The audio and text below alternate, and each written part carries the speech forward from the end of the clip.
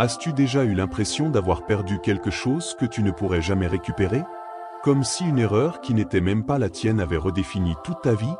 Certains portent une chute dans leur corps, d'autres dans leur âme.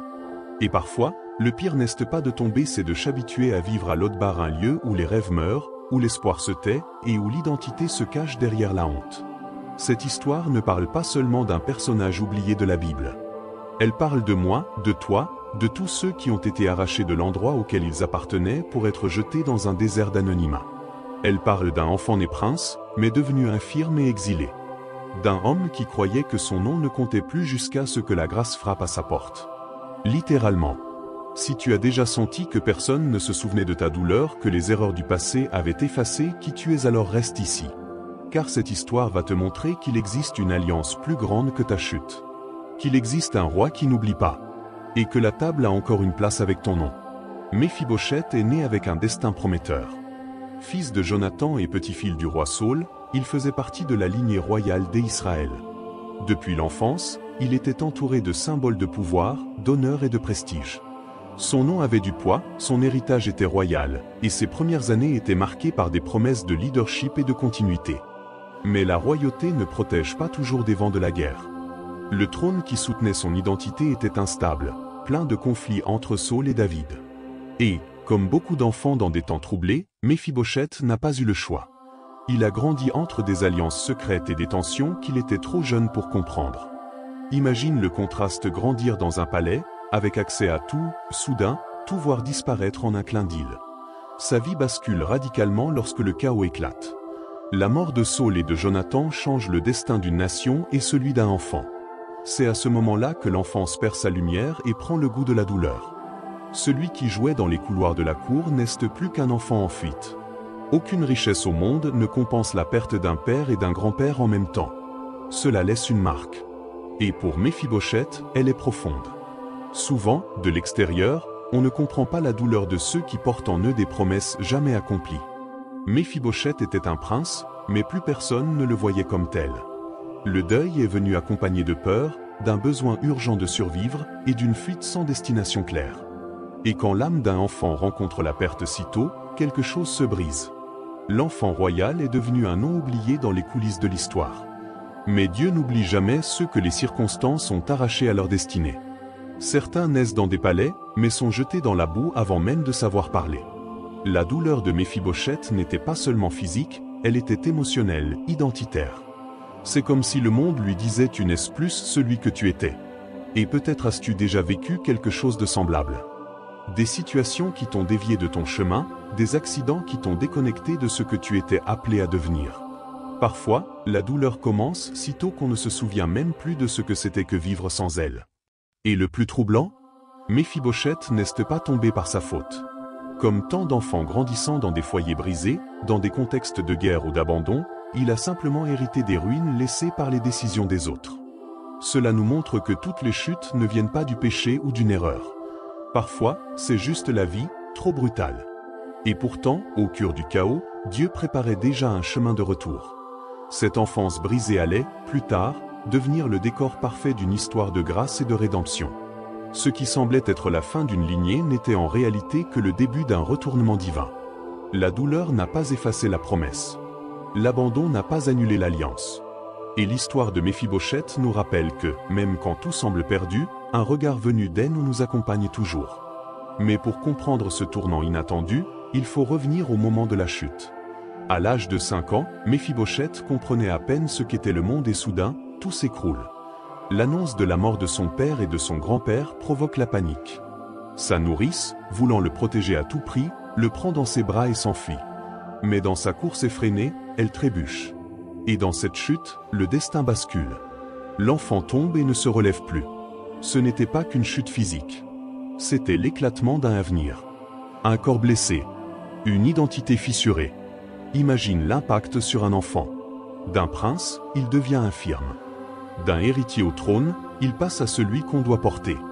De cible d'honneur, il devient objet de pitié.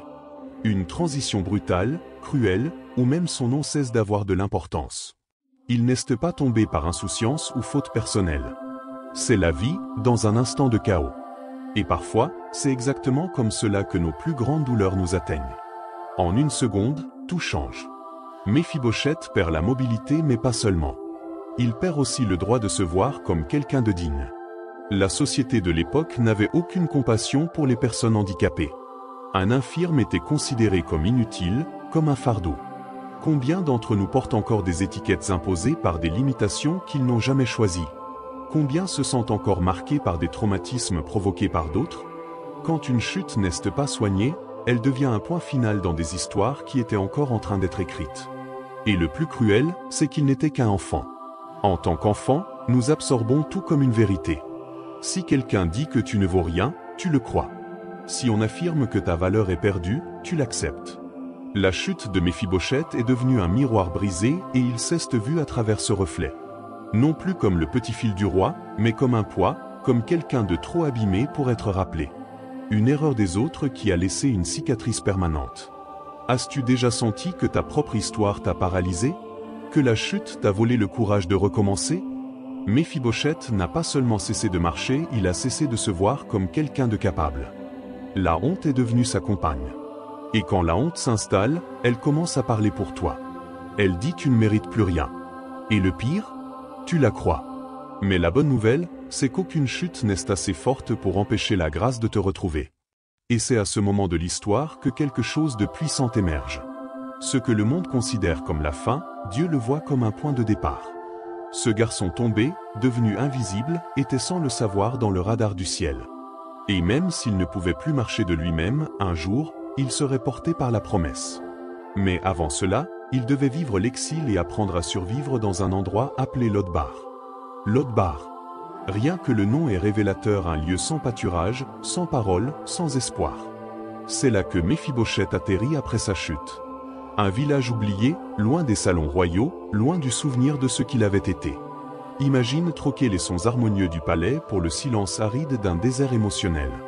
Lodbar n'est pas seulement un lieu physique, c'est un état d'âme. Ceux qui y ont séjourné le savent, c'est un endroit où l'on survit, mais où l'on ne vit plus. Où la routine écrase les rêves et où le passé semble plus vivant que le présent. C'est dans ce décor que Méphibosheth grandit, hébergé dans la maison de Makir. Un lieu d'abri, certes, mais sans vocation. Il était nourri, mais pas honoré. Logé, mais sans reconnaissance.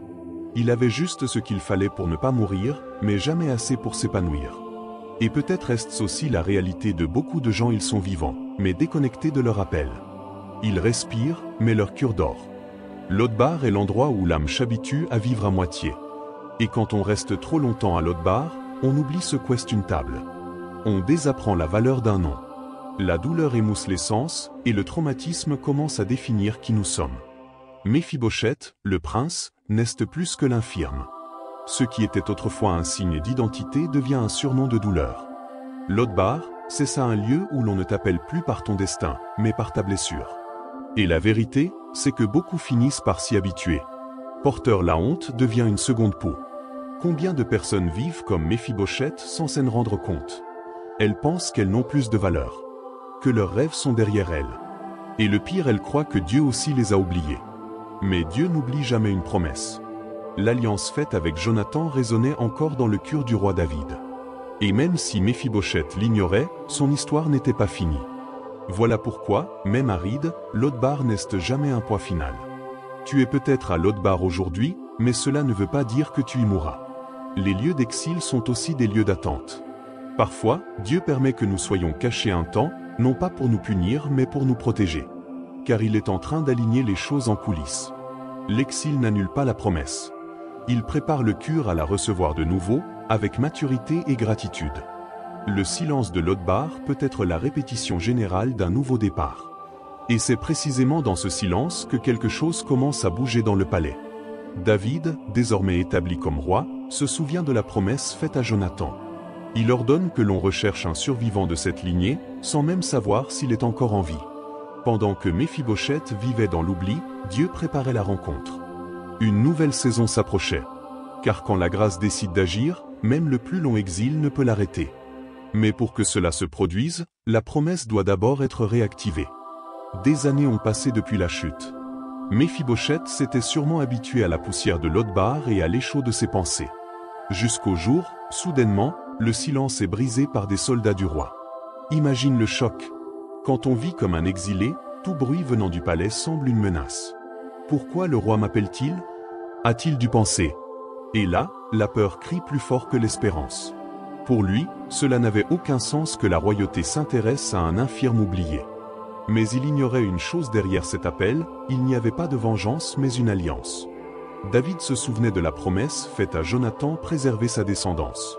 Cette conversation faite des années plus tôt, en pleine guerre, prenait maintenant vie. Dieu est ainsi. Le temps passe, les circonstances changent, mais ce qu'il a décidé d'honorer, il l'honore. Et le roi, fidèle à l'alliance, envoie chercher le dernier descendant de son ami. Pas par mérite, pas par statut, mais par fidélité à la grâce. Maintenant réfléchis que ressent-on lorsqu'on est appelé à se présenter devant celui qu'on croyait être un ennemi? Méphibosheth, comme beaucoup d'entre nous, s'attendait à être puni. Il se préparait à être jugé. Mais quand la grâce entre en scène, elle renverse toutes les attentes. C'est une chose qu'il faut bien comprendre, le passé n'est pas un obstacle pour la grâce. Bien au contraire, c'est souvent la scène parfaite pour qu'elle se manifeste. La grâce ne cherche pas l'effort. Elle atteint les brisés. Et le plus beau? David n'hésite même pas. Il demande: reste-t-il quelqu'un de la maison de Saül, à qui je puisse faire du bien à cause de Jonathan? Il ne s'agit pas de mérite, mais d'amour. D'un souvenir d'alliance. Méphibosheth est appelé à cause d'un pacte auquel il n'a même pas participé. Et cela pointe directement vers l'Évangile. Nous sommes invités à la table, non pas pour ce que nous avons fait, mais à cause de celui qui nous a aimés le premier. Jésus est le véritable David, qui se souvient d'une alliance éternelle et vient nous chercher. Lorsque Méphibosheth est amené devant le roi, il se prosterne et dit: Qui suis-je, pour que tu t'intéresses à un chien mortel que moi? Ces paroles révèlent à quel point la chute et l'exil ont déformé son image de soi. Il ne se voyait plus comme un fils, mais comme un rebut. Et pourtant, il a été recherché. C'est d'une puissance inouïe. Car certaines personnes ont même renoncé à leur propre nom. Mais Dieu, lui, appelle chacun par son nom. Il nous connaît au-delà de la honte, au-delà des blessures. Il voit une promesse là où le monde ne voit qu'une ruine. Cette rencontre change tout. Car la grâce ne fait pas que nous trouver, elle nous repositionne. David ne se contente pas d'épargner Méphibosheth, il entame un processus de restauration. Celui qui croyait qu'il allait mourir est accueilli avec honneur. Le palais, qu'il pensait inaccessible, redevient un lieu d'appartenance. Et ce n'est que le début. Car le pas suivant n'est pas seulement de pardonner, mais de surprendre par la miséricorde. Comme si ce n'était pas suffisant d'être convoqué au palais, Méphibosheth est surpris par l'impensable. David ne fait pas que l'épargner, il le restaure. Et plus encore, il lui rend toutes les terres de son grand-père Saül, et ordonne que Tsiba, l'ancien serviteur royal, travaille désormais pour lui. Mais le plus fort n'est pas l'héritage, c'est l'invitation. David dit: Il mangera toujours à ma table. Ce n'est pas un simple acte de bonté, c'est un acte d'adoption. C'est le roi qui dit: Tu as une place avec moi, comme l'un de mes fils. La table du roi n'était pas un endroit pour les estropiés. C'était un lieu d'honneur, de stratégie, de décision royale. Mais David brise le protocole. Il ne voit pas les jambes de Méphibosheth, il voit son identité. C'est cela, la grâce. Elle ne nie pas nos blessures, mais elle ne nous définit pas par elles non plus. Elle nous voit entiers, même quand nous sommes brisés. Et plus encore, elle nous inclut. Tu ne resteras pas dans la cave, ni en marge, tu t'assoiras à la table. C'est la miséricorde à l'état pur. Réfléchis bien, Méphibosheth n'a rien demandé. Il est simplement venu. Il n'a pas argumenté, ni supplié. Il a juste répondu à l'appel. Et peut-être est-ce là la plus grande leçon: ceux qui obéissent à l'appel de la grâce découvrent une faveur qu'ils ne peuvent expliquer. La miséricorde dépasse toujours la logique. Et si tu t'es déjà senti trop indigne pour recevoir quelque chose de bon, peut-être est-ce justement le moment où Dieu veut le plus te surprendre. David aurait pu ignorer la promesse, poursuivre sa vie et laisser le passé enterré. Mais il a choisi d'agir selon l'alliance, et non selon la convenance. Cela nous enseigne beaucoup sur la façon dont agit la grâce. Elle n'est pas réactive, elle est intentionnelle. Elle vient nous chercher. Et plus encore, elle honore ce que le monde considère comme perdu. Si même un roi humain a pu agir ainsi, imagine ce que le roi des rois peut faire pour toi. La miséricorde de Dieu n'est jamais en retard. Elle arrive au bon moment, de la bonne manière, et transforme tout. L'image de Méphibosheth, infirme, mais assis à la table du roi chaque jour, est l'une des métaphores les plus belles de toute la Bible. Car là, en présence du roi, ses jambes n'avaient plus d'importance. Personne ne voyait sa limitation. Tous voyaient sa position. Et c'est exactement ce que fait la grâce, elle couvre notre honte avec honneur. Pas parce que nous le méritons, mais parce que nous avons été invités. La miséricorde ne nous améliore pas pour ensuite nous aimer. Elle nous aime et cela nous transforme. Et c'est là que beaucoup se perdent, ils pensent devoir être guéris avant de pouvoir s'approcher. Mais Méphibosheth nous montre le contraire. C'est alors qu'il était encore brisé qu'il a été accepté. La table est venue avant la guérison complète. Voilà ce qu'est la grâce. C'est Dieu qui nous appelle à s'approcher avant même que nous sachions marcher seuls. Parce que son amour ne dépend pas de nos performances, mais de la fidélité de son alliance. Et ce n'est pas tout, car cette histoire porte un message qui traverse les siècles. L'histoire de Méphibosheth n'est pas seulement un récit ancien de rois et de princes. C'est un miroir. Un reflet de notre propre marche avec Dieu, faite de chutes, d'exil et de retrouvailles. Beaucoup vivent comme lui marqués par quelque chose qui s'est produit autrefois et qui continue de dicter leur présent. Des blessures anciennes qui saignent encore, des identités enfouies sous la douleur, des promesses oubliées dans le chaos. Mais si cette histoire nous enseigne quelque chose, c'est bien que la grâce n'oublie pas. Elle revient. Elle cherche. Et elle restaure. On croit souvent que seuls les forts, les parfaits et les sans taches peuvent se tenir devant Dieu. Mais la Bible le répète sans cesse, Dieu s'incline vers les brisés. Il ne choisit pas selon l'apparence ou la capacité, mais selon le cœur et le dessein. Méphibosheth était infirme, oui, mais aussi héritier d'une alliance. Et cela, personne ne pouvait l'effacer. Il en est de même pour nous. Même blessés, nous portons encore des promesses. Nous avons encore un nom inscrit dans le cœur d'un roi. Et peut-être le plus puissant de toute la table. L'image d'un homme marqué par la honte, assis chaque jour avec le roi, incarne parfaitement la rédemption. La table du roi, c'est un lieu de communion, d'identité restaurée, d'appartenance. S'asseoir à la table, c'est dire tu fais partie de la famille. Et quand on comprend cela, la peur s'efface. La honte se tait. Le passé perd sa force. Parce qu'en présence de la grâce, ce qui compte, ce n'est pas comment tu es arrivé, c'est que tu as été invité. La rédemption, c'est cela, retrouver la place que la douleur avait tenté de te voler. C'est se rappeler qu'au-delà de la chute, il existe encore une alliance. C'est comprendre que Dieu ne fait pas que nous pardonner, il nous repositionne. Et plus encore il nous honore. Ce qui était gris, il le colore. Ce qui était silence, il en fait une chanson. Ce qui était abandon, il le couvre de sa présence. C'est comme si le ciel murmurait « Tu es encore à moi ».